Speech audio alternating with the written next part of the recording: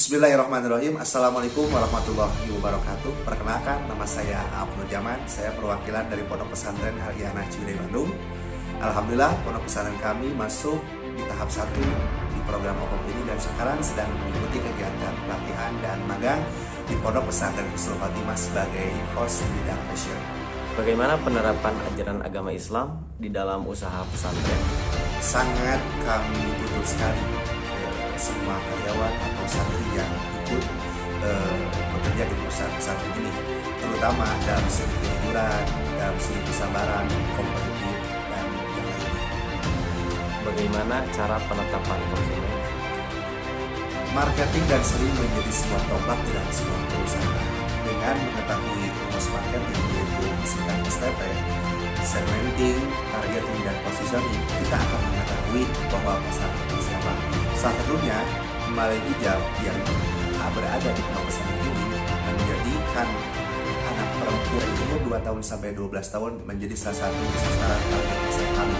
Pasar online dan offline menjadi wadah kami untuk berjualan pondok pesantren. Lalu bagaimana cara mengelola produksi? Kita harus mengetahui dulu tentang berapa KPP dalam sebuah produk tersebut.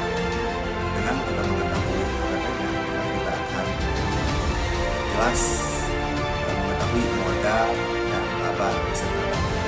Kebetulan Pondok Pesantren Al-Iyanah ini punya perusahaan di bidang fashion, salah satunya ada di sana. Dimulai dari pembelian kain, terus olah kain, terus kain sampai dengan outputnya menjadi sebuah barang. Sehingga kalau kita mengetahui berapa biaya pendukung, biaya pokok, biaya tambahan, maka itu akan menjadi sebuah nilai yang baik bagi sebuah perusahaan.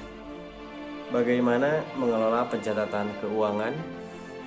Pondok Pesantren Al-Iyanah ini dengan brand melalui hijabnya, ketika berbicara tentang proses pengolahan keuangan, itu alhamdulillah sudah menggunakan 2 konsep. Yang pertama konsep konvensional, yang kedua konsep digitalisasi dengan komputer.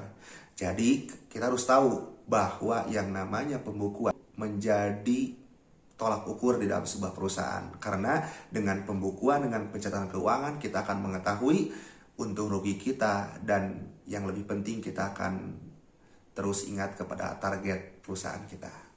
Bagaimana cara mengelola karyawan?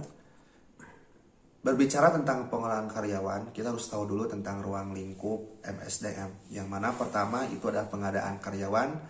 Di dalam pengadaan karyawan ini itu ada seleksi atau rekrutmen, atau perencanaan, atau penempatan, sehingga karyawan kita bisa berada di tempatnya sesuai dengan potensinya masing-masing. Terus yang kedua itu pengembangan karyawan. Karyawan kita itu harus berkembang, sehingga kalau karyawan kita ingin berkembang, kita harus mengadakan sebuah pendidikan atau pelatihan terhadap karyawan kita. Yang ketiga, pengembangan kompensasi. Tetap yang namanya karyawan itu juga manusia, butuh dengan pemenuhan kebutuhan, terus tujuan kompensasi, asas kompensasi, dan penentuan besaran. Dan yang keempat, integrasi pemeliharaan karyawan. Yang kelima, penilaian kinerja. Yang keenam, pemberhentian karyawan. Jadi itulah cara mengolah sebuah karyawan di dalam sebuah perusahaan.